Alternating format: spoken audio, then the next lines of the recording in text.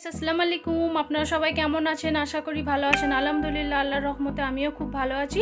তো চলে এলাম খুবই হেলদি একটা রেসিপি নিয়ে। তো বাচ্চা থেকে বড় সবাই কিন্তু খেতে পছন্দ করবে, খুবই ভালো লাগবে খেতে। তো অনেক বাচ্চাই আছে যে সবজি খেতে পছন্দ করে না, তাদের জন্য তো এই রেসিপিটা একদমই পারফেক্ট। তারা এতই পছন্দ করবে এই রেসিপিটা যদি বানিয়ে খাওয়াতে চান। তো একদমই বুঝতে পারবে না যে এতে সবজি দেওয়া আছে। তো বাচ্চা বড় সবাই এই রেসিপিটা পছন্দ করবে। স্কুলের টিফিন বা অফিসের জন্য একদমই পারফেক্ট একটা রেসিপি। তো যে কোনো টিফিনই এটা আপনারা দিতে পারেন। তো খুবই ভালো লাগবে খেতে, একদমই নরম সফট। দেখেই বুঝতে পারছেন কতটা লোভনীয় আর কতটা টেস্টি, আর একদমই সবজি ভরার একটা রেসিপি। তো যারা সবজি খেতে পছন্দ করে না তারাও কিন্তু চেটে পুটে খেয়ে নেবে, এতটাই সফট আর এতটাই নরম। দেখুন, তো অনেকক্ষণ পর্যন্ত এরকম নরম সফট হয়ে থাকবে। তো দেখুন, তার জন্য প্রথম থেকে লাস্ট পর্যন্ত স্কিপ না করে পুরো ভিডিওটা দেখে নিন, আর খুবই সহজে বানিয়ে ফেলুন একটা স্বাস্থ্যকর হেলদি একটা রেসিপি। তো দেখুন, তার জন্য আমি কী কী নিয়েছি, কী কী উপকরণগুলো লাগবে সেগুলো আপনাদের সাথে আমি শেয়ার করছি। দেখুন, তো আপনারা ঘরে থাকা যে কোনো সবজি দিয়ে এটা বানাতে পারেন। তো আমি এখানে দেখুন একটা নিয়েছি সেদ্ধ আলু, একদমই পাতলা পাতলা করে কেটে নিয়েছি। গাজর নিয়ে নিয়েছি, ক্যাপসিকাম একটা মিডিয়াম সাইজে নিয়ে নিয়েছি, পেঁয়াজ আর স্বাদটা দ্বিগুণ হওয়ার জন্য নিয়ে নিয়েছি ধনিয়া পাতা আর নিয়ে নিয়েছি বিট। তো সবাই জানেন যে বিট কতটা শরীরের জন্য উপকার। তো আপনারা চাইলে দিতেও পারেন, নাও পারেন, কিন্তু বাচ্চাদের জন্য হলে স্পেশালভাবে দেওয়ারই চেষ্টা করবেন। তো দেখুন, আমি এখানে সেদ্ধ আলুটা গ্রেট করে নিচ্ছি। গ্রেট করে নিলে খুব ভালোভাবে মিশে যায় আর খুবই ভালোভাবে নাস্তাটাও রেডি হয়ে যায়। তো দেখুন, আমি আলুটাকে গ্রেট করে নিচ্ছি আগে। তারপরে আমি দিয়ে দেবো কেটে রাখা ক্যাপসিকাম, একদমই ছোটো ছোটো করে কেটে নিতে হবে, বড় বড় কাটলে কিন্তু রুটিটা ভালোভাবে হবে না। তারপরে দিয়ে দিচ্ছি পেঁয়াজ কুচি। তো এটা আপনাদের পরিমাণ হিসেবে আপনারা দিয়ে নেবেন, যতটা খেতে পছন্দ করে। তো অনেকেই আছে পেঁয়াজ খেতে পছন্দ করে না, তারা কিন্তু স্কিপ করে দিতে পারেন। তারপর দিয়ে দিচ্ছি আদা কুচি। তো সমস্ত সবজিগুলো আমি এর মধ্যে দিয়ে দেবো।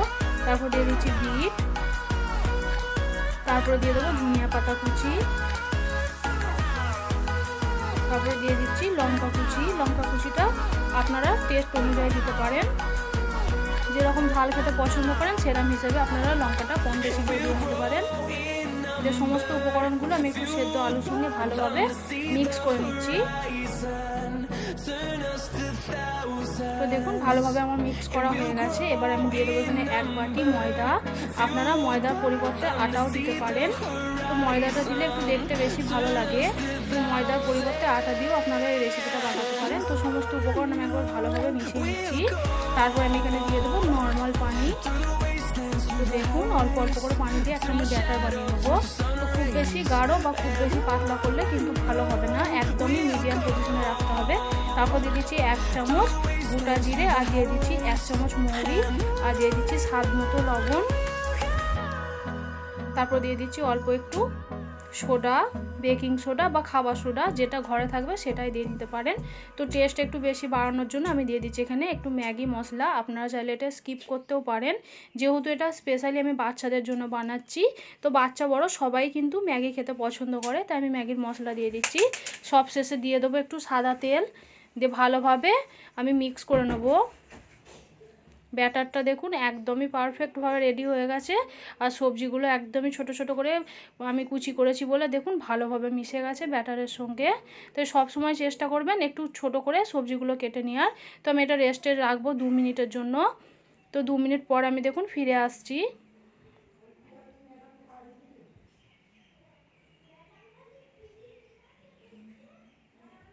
তো আমি এখানে একটা ফ্রাই প্যান বসিয়ে দিচ্ছি, তো ভালোভাবে তেল দিয়ে আমি গরম করে নিচ্ছি। তারপর দেখুন, আমি অল্প অল্প করে এখানে একটু ব্যাটারটা দিয়ে দেবো।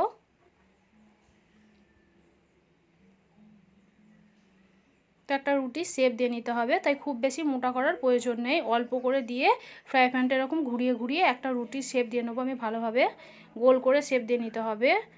তো খেয়াল রাখতে হবে একদমই কিন্তু খুন্তি করে বা চামচে করে টানার চেষ্টা করবেন না, তাহলে কিন্তু ছিঁড়ে যাওয়ার ভয় থাকতে পারে। তো দেখুন, আমি এরকম ভালো করে একটা রুটির শেপ দিয়ে নিয়েছি। তো আমি এরকমভাবে ঢাকনা বন্ধ করে রাখবো 1 থেকে 1.5 মিনিটের জন্য। তো দেখুন, দেখেই বুঝতে পারছেন যে খুব ভালোভাবে সেদ্ধ হয়ে গেছে। তো ওপর থেকে দেখবেন এরকম যখন একটু ঘাম ঘাম ছেড়ে দিয়েছে তখন বুঝবেন যে রুটিটা একদমই সেদ্ধ হয়ে গেছে। তো এবার আমি এক পিঠটা উল্টে দেবো। এক পিঠটা উল্টে দিচ্ছি আমি। তো আমি আবার সেমভাবে আবার ঢাকনা বন্ধ করে রেখে দেবো কিছুক্ষণের জন্য, যাতে এই পিঠটাও ভালোভাবে সেদ্ধ হয়ে যায়। তো দেখি বুঝতে পারছেন কতটা হেলদি আর কতটা স্বাস্থ্যকর। খুব বেশি তেলও ব্যবহার করতে হবে না, একদমই অল্প তেল দিয়ে একটা স্বাস্থ্যকর হেলদি রেসিপি কিন্তু আপনারা বানিয়ে নিতে পারবেন। তো বাচ্চা থেকে বড় সবাই কিন্তু এই রেসিপিটা চেটে পুটে খাবে, খুবই ভালো লাগবে খেতে। তো আমি দু পিঠটাই উল্টে পাল্টে ভালো করে আমি ভেজে নিচ্ছি। দেখুন খুবই কম পরিমাণের আমি তেল দিয়েছি এখানে। আপনারা চাইলে কিন্তু তেলের পরিবর্তে বাটারও দিতে পারেন, স্পেশালি যদি বাচ্চাদের জন্য বানান। তো দেখুন আমি দু পিঠটা ভালোভাবে উল্টে পাল্টে লাল করে তুলে নেবো এবার। তো দেখেই বুঝতে পারছেন কত সহজেই একটা স্বাস্থ্যকর রেসিপি বানানো যায়। তো আমি আবার অল্প করে একটু তেল দিয়ে দিচ্ছি এখানে। তো ভালোভাবে এরকম করে আমি আবার সেমভাবে আর একটা রুটি আমি বানিয়ে নেব।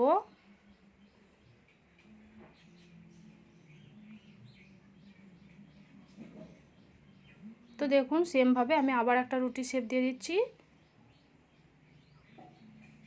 তো ব্যাটারটা দেখেই বুঝতে পারছেন যে কেমন পজিশনে রাখতে হবে, খুব বেশি পাতলা বা খুব বেশি গাঢ় কোনোটাই করা চলবে না, একদমই মিডিয়ামে রাখতে হবে। তো দেখুন আমি সেমভাবে আবার একটা রুটি শেপ দিয়ে নিয়েছি। তো ঢাকনা বন্ধ করে আবার আমি রেখে দেবো কিছুক্ষণের জন্য।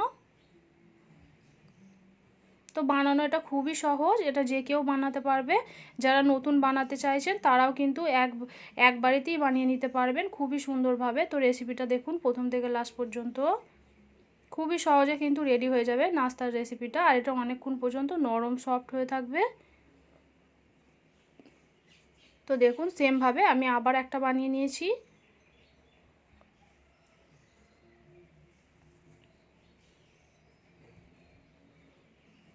উল্টে পাল্টে সেমভাবে আমি আবার একটা রেডি করে নিয়েছি দেখুন। তো তুলে নিচ্ছি আমি এটাও। তো দেখুন এবার বাচ্চারা যে কোনো বাচ্চা মিষ্টি খেতে পছন্দ করলে তাদের জন্য দেখুন আমি 1 চামচ মতো চিনি এখানে অ্যাড করে দিচ্ছি। তো অনেকেই আছে মিষ্টি জিনিস খেতে পছন্দ করে না, আবার অনেক বাচ্চাই আছে যে মিষ্টি জিনিস খেতে পছন্দ করে। তো তার জন্য আমি দিয়ে দিয়েছি এখানে অল্প করে একটু চিনি, স্বাদটা কিন্তু আরও দ্বিগুণ বেড়ে যাবে। তো সেমভাবে দেখুন আমি আবার একটু তেল ব্রাশ করে দিচ্ছি। তারপরে আমি আবার সেমভাবে একটা ব্যাটার দিয়ে দিচ্ছি রুটির জন্য। তো দেখুন আমি আবার একটা রুটি শেপ দিয়ে নেব। তো কত সহজেই রেডি হয়ে যাচ্ছে এত সুন্দর একটা স্বাস্থ্যকর রেসিপি। তো দেখুন আবার সেমভাবে আমি ঢাকনা বন্ধ করে রেখে দেবো কিছুক্ষণের জন্য, যাতে ভালোভাবে সবজিগুলো সেদ্ধ হয়ে যায়। খেয়াল রাখতে হবে অবশ্যই গ্যাসের ফ্লেমটা যেন লোতে থাকে। তো দেখুন কোনোভাবে কিন্তু চিপকেও যাচ্ছে না, খুবই সুন্দরভাবে রুটির কিন্তু শেপ হয়ে যাচ্ছে। তো আমি অল্প করে আর একটু তেল দিয়ে দিচ্ছি এখানে, সাদা তেল। তো কত সহজে রেসিপিটা রেডি হয়ে গেল। আপনাদের কেমন লেগেছে অবশ্যই